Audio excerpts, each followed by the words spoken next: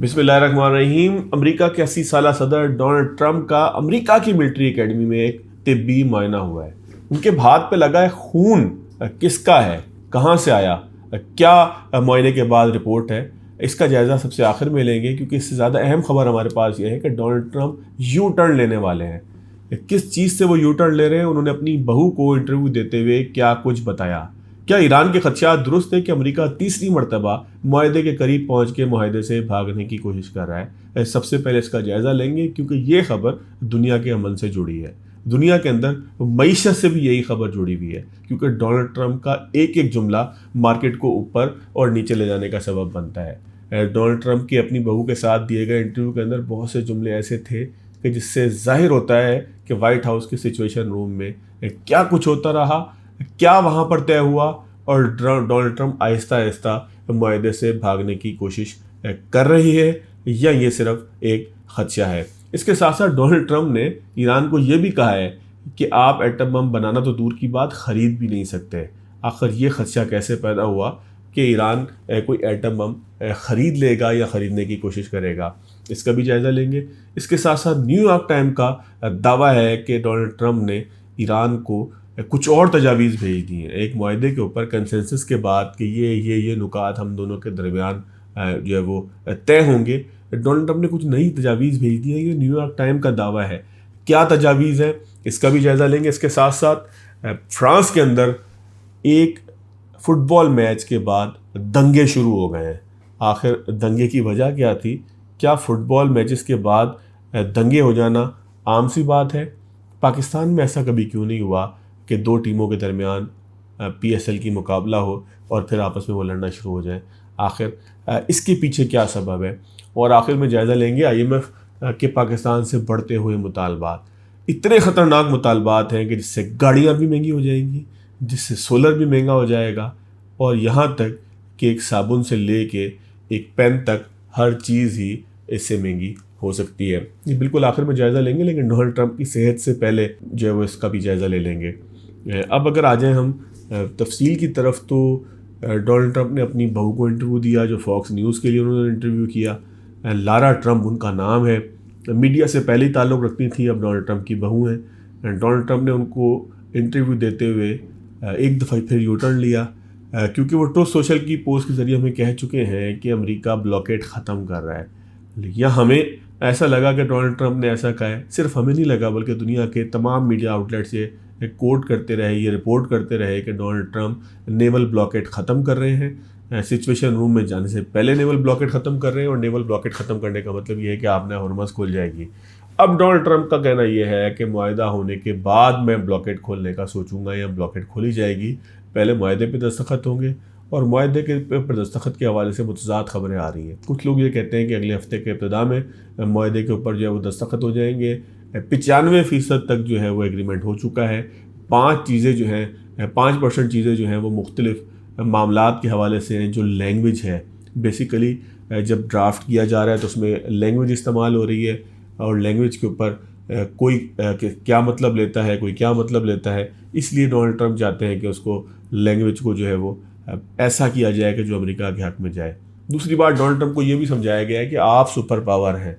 आपने फतह का ऐलान करना है, आप जीते हैं, लिहाजा कुछ ऐसा ना कीजिएगा कि मुआहदे में ये महसूस हो या किसी लफ्ज़ से ये महसूस हो कि ईरान की फतह हो गई है। बुनियादी तौर पर ईरान भी यही चाहता है कि वो कुछ इस किस्म का मुआहदा बनाए कि जो उसकी फतह का ऐलान करे। एक ऐसा मुआहदा कि जिसके बुनियादी नुकात के ऊपर कंसेंसस हो जाए या इत्तफाक हो जाए, उसे लिखने के हवाले से उसके जुमले जो हैं उनको इस तरीके से फ्रेस किया जाए, उनको इस तरीके से कंस्ट्रक्ट किया जाए कि महसूस हो कि दोनों पार्टियां अपनी अपनी डोमेस्टिक ऑडियंस के सामने, अपने अपने अवाम के सामने ऐलान करें कि हम जीत चुके हैं। बहरहाल एक ख़बर जो मैंने आपको इससे पहले ही बताया कि न्यूयॉर्क टाइम का दावा है कि डोनाल्ड ट्रंप कुछ नई तजावीज़ भेजने वाले ईरान को, जो पहले से ज़्यादा सख्त होंगी।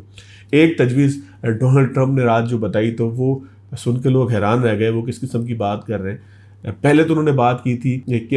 ईरान जो है वो एटम बम बना नहीं सकता। अब उन्होंने कहा है कि ईरान एटम बम बनाना तो अपनी जगह है, वो तो ज़ाहिर है कि वो इसकी इजाज़त नहीं देंगे कि वो बनाए, लेकिन ईरान एटम बम ख़रीद भी नहीं सकता। लोग ये सवाल कर रहे हैं, तजियाकार ये सवाल कर रहे हैं कि दुनिया में एटम बम बेचता कौन है कि जो ख़रीदा जा सके। लेकिन ज़ाहिर है कि डोनाल्ड ट्रंप ने कुछ ऐसी बात تو کرنی ہے کہ جس کو عام الفاظ میں کہے کہ انہوں نے کوئی لچ تلنی ہے، تو انہوں نے کچھ نہ کچھ ایسا ضرور کرنا ہے کہ جو ان کی فتح کا اعلان کر سکے، اور یہ ساری کوششیں اس کے لیے ہو رہی ہیں۔ اگر حقیقی طور پر دیکھا جائے تو ہم بآسانی یہ کہہ سکتے ہیں کہ وار از اوور، جنگ ختم ہو چکی ہے، لیکن ظاہر ہے کہ جنگ ختم ہونے کے آخر میں ایک اعلان ضروری ہے، اور دونوں فریق اب اس بات پہ لڑ رہے ہیں کہ میں جیتا تھا یا تم جیتے تھے۔ بہرحال یہ وقت فیصلہ کرے گا۔ مزید اگر آگے کی طرف چلیں تو ڈونلڈ ٹرمپ نے اور بھی باتیں کی، ڈونلڈ ٹرمپ نے اپنے میڈیا کے اوپر بھی تنقید کی، اور اگر جو ہے وہ امریکی وزیر جنگ یا امریکی وزیر خزانہ کی بات کی جائے تو ٹرمپ کی پوری کابینہ اب ہمیں ایک پیج پہ نظر آتی ہے، جو یہ تو کہتی ہے کہ ایران کے ساتھ ہمارا معاہدہ ہو گیا ہے، لیکن مختلف ایسی شرلیاں یا ایسی باتیں کرتی ہے کہ جو اس بات کی دلیل ہے کہ وہ یہ ثابت کر سکیں کہ وہ جیتے ہیں۔ اس کا مطلب یہ ہے کہ ڈونلڈ ٹرمپ اب عسکری میدان سے نکل کے بیانیے کے میدان میں آ گئے ہیں، اور جب ایک سے زیادہ لوگ یہ بات کر رہے ہوں، ان کی کابینہ کے لوگ یہ بات کر رہے ہوں، چاروں طرف سے ایک کوارڈینیٹڈ ایفرٹ ہو، تو یہ ہمیں بتاتا ہے کہ سچویشن روم میں یہ طے ہوا کہ اب ہم نے نیریٹو بنانا ہے، بیانیہ بنانا ہے، جس میں ہم نے لوگوں کو بتانا ہے کہ ہم جیتے ہیں۔ ایران بھی یہی کر رہا ہے۔ باقر کالیباف نے جو ہے وہ ایران کے پارلیمنٹ کے سیشن سے جو ہے وہ بات چیت کی، خطاب کیا، گفتگو کی۔ ان کا بھی یہی کہنا تھا کہ ہم اعتماد نہیں کرتے اور ایسا معاہدہ کرنا چاہتے ہیں کہ جو ہماری فتح کا سبب بنے یا ایران کی عوام کے جو ہے وہ معاملات کا، حقوق کا تحفظ کرے۔ بہرحال اس کو کنکلوڈ کرتے ہیں بات کو، اور گفتگو یہی کنکلوڈ ہوتی ہے کہ معاہدہ ہو چکا ہے، وار از اوور۔ اب جو ہے وہ اس کا اعلان ہونا ہے، جس کے لیے تجویز یہ آ رہی ہے کہ اگلے ہفتے کسی وقت جو ہے وہ ہو سکتا ہے، لیکن بہرحال جو بھی صورتحال ہوگی وہ انشاءاللہ بہتری کی طرف جائے گی، کیونکہ اب دونوں جانب سے جنگ دوبارہ شروع کرنے کی بات نہیں ہو رہی، تو آپ یہ کہہ سکتے ہیں کہ ایک اسٹیپ جو ہے وہ تھوڑا سا آگے بڑھے۔ پیرس میں دو کلبز کے درمیان میچ ہوتا ہے، میچ میں جو ہے وہ ایک جو گروہ ہوتا ہے وہ فتح کا جشن منا رہا ہوتا ہے کہ دوسرا گروہ جو ہارے ہوئے ٹیم کا سپورٹر ہوتا ہے وہ آ کے ان پہ حملہ کر دیتا ہے، اور بڑے پیمانے پہ فرانس میں دنگے فساد شروع ہو جاتے ہیں۔ اور یورپ میں اگر ہم یہ دیکھیں تو اس طرح کے دنگے فساد، کھیل کے میدان کے باہر ہو جانا، یہ عام سی بات ہے، لیکن بہرحال یہ کلچر بیان کرتا ہے کہ کس طریقے سے قانون نے سب کو باندھ کے رکھا ہوا ہے، ورنہ انسان ہر جگہ ایسے ہی ہوتے ہیں جو موقع ملنے پہ اسی طریقے سے دنگا فساد کرتے ہیں۔ بہرحال ایک اپنی نوعیت کا عجیب و غریب واقعہ ہے، فرانس ہو، اسپین ہو، اٹلی ہو، یہاں اس طرح کے واقعات، ایون جرمنی ہو، یہاں یہ 3-4 ملک ایسے ہیں کہ جہاں ہم نے دیکھا ہے کہ فیسٹیول کے نام پر بھی جو ہے وہ دنگے فساد ہو جاتے ہیں، رائٹ ہو جاتے ہیں۔ گریس میں، یونان میں بھی کبھی ایسا ہو جاتا ہے کہ پولیس پہ حملے ہو جاتے ہیں۔ یہ واقعہ جو ہے وہ کسی تھرڈ ورلڈ کنٹری کی بات نہیں ہو رہی ہے، یورپ کی بات ہو رہی ہے۔ پاکستان میں ایسا ہو جائے تو پوری دنیا اس کی مذمت بھی کرتی ہے اور حیران ہو کے دیکھتی بھی ہے، اور یہ بھی کہتی ہے کہ شاید یہ معاشرہ پڑھا لکھا نہیں ہے، یہ معاشرہ جو ہے وہ سمجھدار نہیں ہے، یہ معاشرہ شاید پیسوں کی وجہ سے ایسا کرتا ہے۔ لیکن وجہ کوئی بھی ہو سکتی ہے، دنیا میں انسان اپنی فطرت سے مجبور ہے، وہ ایسے ہی کرتا ہے۔ ایک خبر جو ڈونلڈ ٹرمپ کے حوالے سے میں نے ابتدا میں بھی کہا کہ ڈونلڈ ٹرمپ کا والٹر اکیڈمی کے اندر جو ملٹری اکیڈمی ہے، ریڈ والٹر اکیڈمی، امریکہ کی ملٹری اکیڈمی ہے، وہاں پر ان کا طبی معائنہ ہوا۔ ڈونلڈ ٹرمپ تقریباً 80 سال کے ہو چکے ہیں اور بڑے بزرگ قسم کے جو ہے وہ صدر ہیں، لیکن بڑے جوان اور بڑے جو ہے وہ اپنی گفتگو کے حساب سے بڑے پرعزم نظر آتے ہیں۔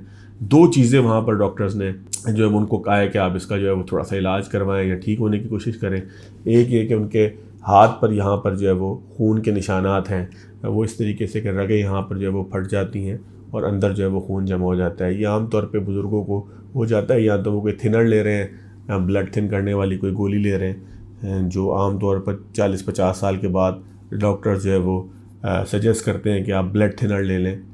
جس سے جو ہے وہ آپ کا خون پتلا ہو جائے۔ تو خون پتلا کرنے کی کوئی دوائیاں تو وہ لے رہے ہیں جس کا کوئی سائیڈ افیکٹ ہے یا اور کوئی معاملہ ہے، کیونکہ والٹر اکیڈمی میں یہ بھی کہا گیا ہے کہ ڈونلڈ ٹرمپ وزن کم کریں۔ ان کا اس وقت وزن 108 kg ہے، تو اس کے لیے وہ ایکسرسائز کریں، اپنی ڈائٹ میں تبدیلی کریں، فزیکلی ایکٹیو ہو جائیں، اس طرح کی بات کی گئی ہے۔ لیکن جو سب سے اہم بات یہ ہے کہ ڈونلڈ ٹرمپ کو مجموعی طور پر فٹ اور صحت مند قرار دیا ہے۔ تو بحیثیت نوجوان اور 40-50, 55, 60 سال کے جو لوگ ہیں اس وقت، جو ہمیں دیکھ بھی رہے ہیں، جو اس سے چھوٹے ہیں، ظاہر ہے کہ ان کو اتنی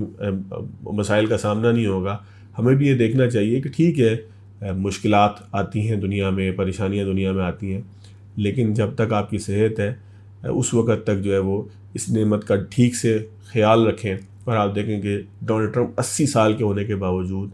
تمام چیزوں کے اندر کوگنیٹو ان کے جو اسکلز تھے اور جو دیگر یعنی کہ ان کی سننے کی، سوچنے کی، سمجھنے کی جو صلاحیت تھی، اس تمام کو بالکل درست قرار دیا ہے اور اس بات کے لیے ان کو بالکل فٹ قرار دیا ہے کہ وہ امریکہ کی جو کمانڈ ہے، جو فورسز کی کمانڈ ہے، وہ اس کے لیے بھی فٹ ہے۔ تو ہمیں بھی یہ سوچنا چاہیے کہ ایک 80 سال کا آدمی جو بات جو مرضی کرے، وہ اس کا ایک اپنا ایک ٹھیک ایک بہت امیر آدمی ہے، لیکن ہمیں بھی جو ہے وہ اپنی فٹنس کے اوپر توجہ دینی چاہیے، کیونکہ فٹنس اگر ہوگی، صحت کو ہم اگر پریورٹی دیں گے تو حالات معاملات ٹھیک ہوں گے۔ ایک آخری چیز ہے پاکستان سے متعلق ہے، آئی ایم ایف سمجھ گیا ہے کہ ہم پاکستان کے اندر جو ہے وہ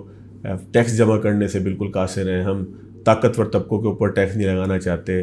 طاقتور طبقے ٹیکس دینا نہیں چاہتے، ایف بی آر جو ہے وہ ٹیکس کلیکٹ کرنے کے لیے سنجیدہ نہیں ہے، اس کو جو ٹارگٹس دیے جاتے ہیں وہ انریلسٹک ہوتے ہیں، یا وہ جو ٹارگٹس ہیں وہ شاید پورے نہیں ہو سکتے، لہٰذا اس نے دو چیزیں یہاں پر ڈھونڈ لی ہیں پاکستان میں جن کے اوپر وہ بار بار ٹیکس لگانے کی بات کرتا ہے۔ ایک پیٹرولیم لیوی، کیونکہ ایک رکشے والے نے بھی اپنے رکشے میں پیٹرول ڈلوانا ہے، ایک بائکیا جو چلاتا ہے، جو بائک رائڈر ہے، اس نے بھی بائک میں پیٹرول ڈلوانا ہے، ایک میں اگر اپنے چینل کی بات کروں تو فوٹوگرافر سے لے کے کیمرہ مین تک اور کیمرہ مین سے لے کے ایڈیٹر تک ہر بندے نے موٹر سائیکل پہ آنا جانا ہے، اس نے بھی پیٹرول ڈلوانا ہے۔ ہو سکتا ہے اس کی تنخواہ 30,000 ہو، 35,000 ہو، 40,000 ہو، لیکن پیٹرول اس نے بھروانا ہے اور اس کو پیٹرول کے اوپر پیٹرولیم لیوی کے 100-200 روپے جو ہے وہ حکومت کو دینے ہیں، کیونکہ حکومت اس قابل نہیں ہے، حکومت نااہل اتنی ہے، کہیں کی بھی حکومت ہو وہ اتنی نااہل ہے، صوبوں سے اور فواق دونوں کی بات کروں، وہ اتنی نااہل ہے کہ وہ ان لوگوں سے ٹیکس لے سکے کہ جو ٹیکس دینے کے قابل ہیں یا جن پہ ٹیکس بنتا ہے، تو وہ لوگوں سے ٹیکس لینے کے بجائے ایک بلینکٹ قسم کا ٹیکس کا سسٹم متعارف کروایا تھا جس کو پیٹرولیم لیوی کہا جاتا ہے، یعنی کہ پیٹرول کی ہر بوند کے اوپر آپ کو ٹیکس دینا ہے، اور ہر بوند کے اوپر ٹیکس ہر اس فرد کو دینا ہے کہ جو ٹیکس بیچارہ دینے کے لیے ایلیجیبل نہیں ہے یا جسے ٹیکس لیا جانا بنتا نہیں ہے بلکہ اس کی تو مالی مدد کرنا بنتا ہے، وہ بھی جو ہے وہ ٹیکس دینے پہ مجبور ہے۔ پھر آئی ایم ایف نے ایک اور پاکستان کو مشورہ دیا ہے کہ آپ سیلز ٹیکس 18% سے بڑھا کر 19% کر دیجئے، یعنی کہ آپ ٹیکس جمع کرنے کا سسٹم کو ٹھیک کرنے کا کام ہی نہ کریں اور آپ سیلز ٹیکس بڑھا دیں، اور سیلز ٹیکس بڑھنے کا مطلب یہ ہے کہ یہ پین سے لے کے یہ جو ہے وہ کاغذ کی چٹوں کے پیڈ تک اور یہ پانی کی بوتل سے لے کے کوئی بھی چیز آپ خریدیں گے، صابن ہو، آٹا ہو، جو بھی ہو جس کے اوپر سیل ٹیکس لگتا ہے، وہ 18 کے بجائے 19% ہوگا۔ یہ بہت بڑا چینج ہوتا ہے، اور یہ ایسے موقع پہ چینج ہے کہ جب انڈیا کے اندر سیلز ٹیکس کو گزشتہ برس ہم نے دیکھا کہ کم کیا گیا۔ سیلز ٹیکس تو کم کیا جاتا ہے تاکہ لوگوں کے اوپر سے جو ہے وہ بوجھ کم ہو، لیکن یہاں پہ آئی ایم ایف آپ کو کہتا ہے کہ آپ ٹیکس کے نظام کو ٹھیک بے شک نہیں کر سکتے، آپ نااہل اتنے ہیں، تو آپ اس طرح سے ٹیکس جو ہے وہ جمع کر لیجئے۔ پھر لوگوں کی امید یہ تھی کہ شاید گاڑیوں کے اوپر ٹیکس جو ہے وہ کم ہوگا، اور کون سی گاڑیوں کے اوپر کم ہوگا؟ ای ویز کے اوپر، یعنی کہ جو الیکٹرک ویکلز ہیں ان کے اوپر ٹیکس کم ہوگا، اور جو ہائبرڈ الیکٹرک ویکلز ہیں ان کے اوپر بھی ٹیکس کم ہوگا۔ اس لیے کم ہوگا کہ تاکہ وہ گاڑیاں سستی ہو جائیں اور لوگ پیٹرول والی گاڑی لینے کے بجائے جو ہے وہ بآسانی الیکٹرک ویکل لیں، بجلی سے اس کو چارج کریں، گھماتے پھریں۔ اور پھر بجلی کے لیے لوگوں نے انتظام یہ کیا ہوا تھا کہ سولر لگایا ہوا تھا، تو لوگوں کو سہولت کیسے ہو جائے، آئی ایم ایف اس کے اوپر بھی بخوبی بڑے ڈیپتھ کے ساتھ سوچتا ہے، اور لوگوں کی سہولت نہ ہو جائے اس لیے آئی ایم ایف نے کہا ہے کہ آپ سولر پینل پہ بھی ٹیکس لگائیں، اور ٹیکس ایسے لگائیں کہ اگر 10% یا 12% اس کے اوپر جو ہے وہ سیلز ٹیکس تھا، 10% تھا تو اس کو 18% کر دیجیے، یعنی کہ 8% اس کے اوپر ٹیکس بڑھا دیجیے۔ ای ویز کے اوپر اگر آپ 2-3% ٹیکس لیتے اس کو بھی 18% کر دیجیے، یعنی کہ کوئی ایسا ذریعہ نہ چھوڑیں کہ جہاں سے لوگوں کو ریلیف ہو جائے کہ وہ ای وی لے کے جو ہے وہ چلا لیں۔ اور پھر آئی ایم ایف نے یہ بھی کہا ہے کہ یہ جو آپ سیلز ٹیکس کی چھوٹ دے رہے ہیں یہ بیسیکلی آپ اشرافیہ کو دے رہے ہیں، تو کہیں نہ کہیں تو آئی ایم ایف بھی جو ہے وہ دیکھ رہا ہے آپ کہ عیاشیوں کے لیے جس طرح سے پاکستان میں ٹیکس کا پورا نظام سپورٹ میں آتا ہے، تو یہ آئی ایم ایف خدا کا قہر کی صورت میں پاکستان میں جو ہے وہ نازل ہے، اور وہ دیکھ رہا ہے کہ کوئی فراڈ حکومت نہ لگائے۔ اور یہ حقیقت بھی ہے کہ آئی ایم ایف کو ہم گالیاں ضرور دیتے ہیں، لیکن وہ بھی حکومت کے اوپر ایک واچ ڈاگ کی صورت میں بیٹھا ہوا ہے، اور وہ دیکھ رہا ہے کہ آپ کی نااہلی کہاں پہ ہے، اور اس نااہلی کا وہ آپ کو سلوشن بھی بتاتا ہے کہ ٹھیک ہے پھر آرام سے کہیں سے بھی ٹیکس لے لیں۔ یہ کچھ چیزیں تھیں جو آپ کے سامنے رکھنی تھی۔ چھٹی کا دن ہے، کل عید کے بعد ایک مرتبہ پھر جو ہے وہ کاروبار کھلے گا۔ امید یہی ہے کہ پاکستان اور پاکستان کے عوام کا بھلا ہوگا۔